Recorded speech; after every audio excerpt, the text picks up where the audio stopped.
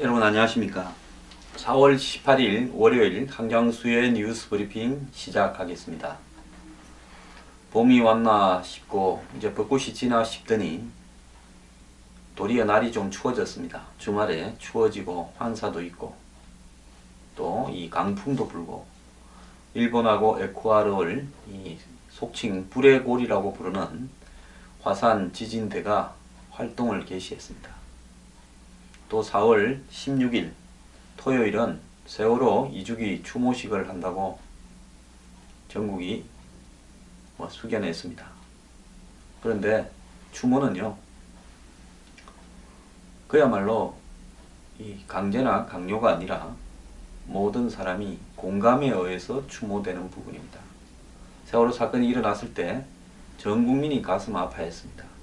그 이후에 벌어진 일들을 보면 세월호의 과연 진실 규명이냐, 정치 공방이냐, 이런 부분이 사실상 외면되었습니다. 저는 세월호 하면 할 말이 많은데요. 제가 여의도에서 유병과 관련된 정관계 배후를 규명하라고 그렇게 이야기를 한 것은, 세월호가 가라앉은 것은 결국은 세월호를 돈벌이에 눈이 멀어서 부실하게 운영되도록 해준, 그걸 갖다가 그렇게 운영해온 유병은 일가의 탐욕과 더 나아가서 그것을 갖다가 방치한 정관계의 커넥션 때문이다. 그래서 그런 부분을 규명하라고 목이 터져라 애를 썼습니다. 그런데 정작 이 세월호의 진상 규명에 치중해야 될 그 당사자들은 그런 부분에 둔감한 채요, 다른 부분에 집중했습니다. 주말에 그것이 알고 싶다 해서 세월호와 관련해서 국정원이 관계가 있다, 이런 식으로 이 보도를 했고요. 청와대가 진상 파악을 한다고, 정작 그 중요한 시점에 배가 가라앉을 때 몇 명을 구조했냐, 얼마나 출동했냐, 어떤 상태인지 동영상을 보내라, 이런데 몰두한다고 제대로 구조를 하지 못했다라는 보도도 있었습니다. 저도 세월호 사건이 발생한 이후에 청와대부터 말단, 해경, 출동 함정에 이르기까지 우리나라의 어떤 시스템이 제대로 작동하지 못했다는 걸 인정을 하고요. 그 부분 때문에 청와대가 그렇게 욕을 먹은 거 아니겠습니까? 그런데 지금 그런 시스템이 제대로 작동할 것이냐, 오히려 보고할 곳이 더 늘어나서 국가안전처니 뭐니 생겨서 같은 사고가 생기면 더 보고를 많이 해야 될 것 같아 라는 현장의 해경 직원의 말을 들으면서 참 이 나라는 어떻게 해야 정상적으로 수습이 될 건가 암담하기는 마찬가지입니다. 자, 세월호가 국정원이 관리해온 선박이다. SBS가 그것이 알고 싶다 해서 보도했는데요. 저는 거기에 보면 세타에 경고해서 소름 끼치는 일, 이런 식으로 선정적으로 보도를 하는 부분에서 매우 유감입니다. 자, 정확하게요, 국정원이 세월호를 어떻게 관리해서 세월호 침몰과 국정원과의 연관관계가 무엇인지를 명확하게 이야기해야지, 세월호에서 건진 노트북이나 또 각종 메일 자료, 또 직원의 수첩, 이런 데 보면 세타에 경고해가지고 무섭도록 소름 끼친다 어쩐다, 자, 그렇게 쓴 말이 어떤 관계가 있냐는 겁니다. 저는 이 일과 관련해서 국정원을 옹호하거나 이럴 생각은 전혀 없습니다. 또 설사 국정원의 직원이 세월호라는 이런 큰 배들은 유사시에 국가가 징발해서 비난이나 수송 용도로 써야 되기 때문에 국정원이 그런 어떤 배들을 갖다가 일종의 이 장부상에 올려놓고 관리할 수는 있는데, 청해진 해운이 일본에서 중고배를 사와서 개조 안 하면서 그것을 갖다 운항을 시키려고 할 때 그런 부분에서 이 국정원이 어떤 역할을 했는지, 이런 부분은 규명되어야 될 부분이겠죠. 그렇지만은 국정원이 무슨 일반 관계가 일반적이지 않다. 자, 세월호는 사고 발생 시 국가정보원에 가장 먼저 보고해야 되는 국가보호 선박이었다. 이런 걸 통해서 국정원과의 연관 가능성을 이야기하는 것은 옳지 않다고 봅니다. 세월호에 국정원 직원이 뭐 가끔 탑승을 할 수 있겠죠.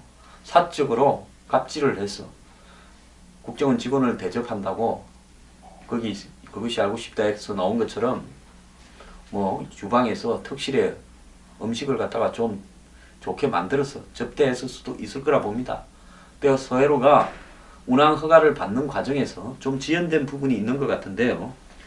이 국정원 지적사항이라는 노트북의 한글 파일에 세월호 화장실 비품 보충, 직원 휴가 계획 등이 기록되어 있었다. 이걸 이야기하면서 세월호 운항 규정 항목에 첨부된 해상사고 보고 개통도에 국정원이 상위에 있다면서 세월호는 사고 시 국정원에 가장 먼저 보고해야 되는 국가보호 선박이었다. 이렇게 보고를 했습니다. 또 거기에 세월호 기관사가 아내한테 보낸 메시지에 오늘 오후 국정원에 취조가 있을 텐데 라고 말한 내용이 있다라는 거고, 그 다음에 이런 것들이 결국은 세월호와 국정원 간의 어떤 특수관계에 있다. 아니, 민간 선박하고 국정원하고 뭔 특수관계가 있겠습니까?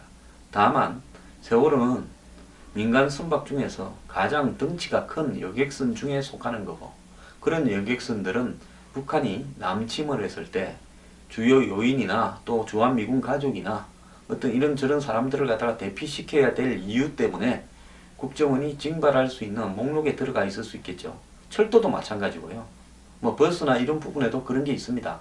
유사 긴급 사태 발생 시 그 각종 교통 시스템에 대한 징발 계획 이런 것들이 있어서 그걸 관리할 수 있습니다. 또 공항이나 또 항만, 특히 외국으로 나가는 국제공항이나 국제항만에는 또 일반 공항에도 있습니다만은 이 국정원이나 경찰청 분실이 있습니다. 뭐 205실, 103호실 이런 것들이 있습니다. 그래서 거기에 있는 파견된 사람들은 지가 해야 될 일이 뭡니까?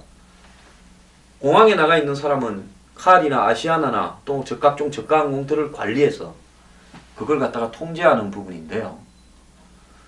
그런 어떤 부분에서 뭐 테러 인사가 입국을 하느냐, 또 뭐 위험한 물건이 반입되느냐, 또 이 북한에 의심스러운 사람들이 들어오느냐, 이런 것들을 관리하는 게 주 목적인데, 그 파견돼 있다 보면 항공사나 이런 부분하고 특수관계상 어떤 일을 합니까? 갑질을 좀 하기 시작하죠. 그래서 그런 개인 갑질이 그냥 일상적인 한마디로 소방점검 같은 수준의 부분인데, 우리 소방서 같은 경우도 그럴 수 있지 않습니까? 과거에요. 요즘은 그러지 않을 거라고 생각합니다. 소방점검 나갔다가 술집이나 뭐 각종 건물에 갑질을 해서 봉투도 좀 받고 또 뭐 접대도 받고 또 위생점검 나가는 기관은 위생점검대로 그렇게 하고 그런 게 있을 수 있지 않습니까? 마찬가지로 인천 항만에는 중국과 왔다 갔다 하는 큰 배들이 다니고 있고, 또 제주도는 특히 중국에 무비자로 입국이 가능하지 않습니까? 그래서 이런 어떤 제주도와 인천 간을 왔다 갔다 하고 또 중국과 인천 간을 왔다 갔다 하는 배들이 많기 때문에 그런 배들에 대한 국정원의 동태 동향 감시는 충분히 있을 수 있죠. 왜? 조선족 화교로 가장한 영공 인사들이 침투할 수도 있으니까요. 이런 부분 속에서 이 파견된 국정원 직원이 일상적인 형식적으로 하면 안 되겠지만 어쨌든 대충 형식적으로 하니까 다들요. 형식적 점검 사항을 과도하게 목을 비틀으면서 인허가의 부분에 개입했을 수 있는 개연성은 있을 수 있다고 봅니다. 그런데 일본에서 사온 이 중고 배가, 그것도 불법 개조한 배가 무엇이 중요하다고 국정원이 특별히 관리해온 국가보호 선박이었겠느냐라고 보도하는 내용은 세상 돌아가는 걸 좀 아는 저의 입장에서는 좀 우습기 거지 없습니다. 그래서 이런 부분들을 과도하게 이렇게 보도하는 목적은 무엇인가? 저는요, 정부가 이걸 구조하는 과정에서 쓸모없는 보고 절차들을 갖다가 거치게 하면서 위에 계신 분들한테 충성을 한다고 했던 짓거리에 대해서 옹호할 생각은 전혀 없습니다. 그것도 세월호의 구조가 지연되는 부분의 한 원인일 수 있다. 그건 비판받아 마땅하고 그 비판을 지금까지 받아오고 있는 거 아닙니까? 그게 없었더라 그러면 정권이 왜 이 일에 이토록 한마디로 이 코끼인 소처럼 끌려다니겠습니까? 그 부분은 제가 인정을 합니다.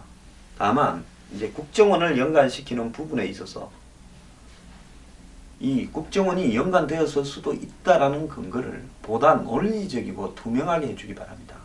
괜히 일반인들 중에는 국정원 직원 한 명 알면요, 그것을 가지고 배가 가라앉을 때 국정원 직원한테 전화해서 우리 배 가라앉는데요, 빨리 좀 해경에 이야기해서 구조단 보내주십시오, 이랬을 수도 있고요.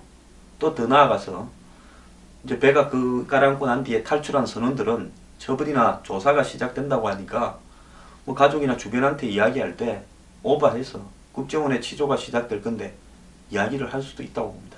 그런데 세월호 배 가라앉은 부분에서 검찰이 수사하고 1차적으로 해경이 했고 경찰이 하고 그러는 것이지, 거기에 국정원이 수사할 부분이 뭐 있겠습니까? 세월호 초창기에요, 세월호가 핵 폐기물을 운반하다가 가라앉았다. 그래서 세월호의 구조 과정에서 보면 핵 폐기물 운반을 담당할 때 입는 그런 색깔, 주황색 옷 같은 걸 입은 사람들이 많이 있었다. 이런 이야기도 좌파 진영에서 공공연하게 떠들었습니다. 자, 세월호에 고위층이나 정관계 고위인사가 타서 접대를 받으면서요, 한마디로 유병헌의 사업을 제주도를 간다는 핑계하에 향응을 제공받으면서 사업을 도와주는 유착관계를 형성했을 가능성은 있다고 봅니다. 자, 그건 제가 있다고 봐요.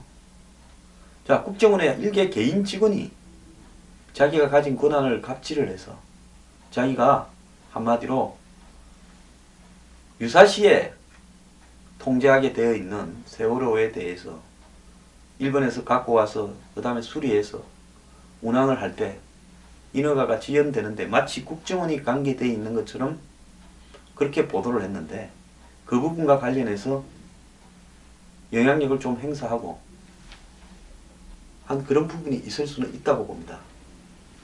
근데 세월호는 어떻게 되었습니까? 일본에서요, 20년이 훨씬 넘는 설령 30년이 다 돼가는 그런 배를 가져와 가지고 어떻게 했습니까? 개조를 불법 개조를 해서 처음부터 무게 중심이나 안정성에서 문제가 있었다고 하지 않았습니까? 또 더 나아가서 세월호의 침몰의 주요 원인 중에서 과적, 승객을 태워서는 돈을 버리지 못하니까 뭘 태웁니까? 짐을 실어 댔지 않습니까? 그것도 제주도는 육지와 바다로 단절되어 있다 보니까 제주도에 들어가는 주요 생필품들은 대부분이 다 배나 비행기로 들어가지 않습니까? 그래서 저가품 같은 경우에는 배로 가고 고가품은 비행기로 가고 그러지 않습니까? 그래서 그런 어떤 부분에서 엄청난 물동량이 있으니까 거기에 좀 많이 태우면 많이 태울수록 트럭이 통째로 가잖아요. 짐을 싣고 돈이 되니까 그런 걸 태웠을 수 있다. 그 다음에 그런 걸 실었을 때 제대로 고박, 즉 묶었어야 되는데 그걸 제대로 묶지 못해서 짐이 배가 약간 회전을 할 때 한꺼번에 한쪽으로 쏠리면서 배의 균형을 무너뜨렸을 수 있다. 결정적으로 짐이 한쪽으로 쏠리면서요. 그 다음에 세월호가 출발 때부터 무게 중심이 좀 어긋나서 많은 사람들이 저 배가 저렇게 다니는 것이 옳냐고 걱정을 했다. 심지어 선원들도 그렇게 했다. 15도쯤 기울어져서 출발했다. 이런 이야기도 있습니다. 그러니까 그런 부분에서요, 여러 가지 이 정부의 관계기관들이 세월호의 운항허가 도입해서 개조해서 가는 동안에 이 문제 제기를 했을 부분이 있습니다. 그래서 운항허가가 지연이 되어서 하루에 뭐 한 500만 원이 이렇게 들어가는, 선원들이 항상 배에 타고 있어야 된다니까 배 같은 경우에는 그런 형태의 비용이 추가되면서 직원들이 회사로부터 스트레스에 시달렸을 가능성이 있습니다. 그리고 뭐 국정원 직원이 한 명쯤 뭐라 했을 수도 있겠죠. 이런 상태로는 허가 안 난다고. 그러니까 뭐 세타의 경고 뭐 무섭도록 뭐 소름 끼치도록 어쩌고 글을 적어놨을 수도 있습니다. 그런데 그것이 알고 싶다는요, 이런 문제를 제기를 할 때는 정확하게 그 인과관계가 상식적으로 추론이 가능한 수준으로 해야 된다는 겁니다.